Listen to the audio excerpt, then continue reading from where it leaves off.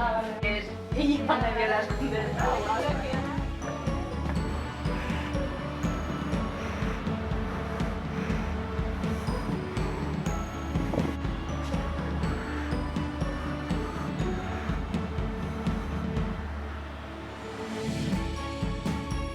Pues el inicio del curso bien, hemos empezado trabajando a tope, porque hemos tenido que poner la escuela en marcha con la obra que hemos hecho y ahora estamos un poco en el periodo de adaptación de los niños, pero estamos con mucha fuerza y muchas ganas para seguir adelante.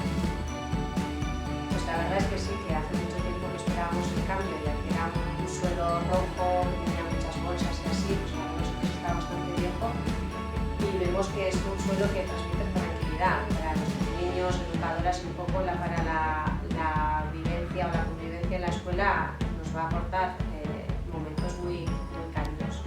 Tener el cartel este en el patio nos va a ayudar a que podamos salir todos los días a la calle. Antes teníamos un coldo, pero cuando llovía no podíamos salir y con esto, pues aunque sea en diferentes momentos, podemos salir toda la escuela todos los días un ratito. Bueno, pues creo que tener un servicio como una Haurreskolak en la zona es muy importante para las familias, ¿no? Ya que no tienen que ir a buscar fuera, pueden trabajar aquí, pueden traer a los niños aquí y afincarse en la zona, ¿no? Para que al final el Valle de la Ultzama siga creciendo.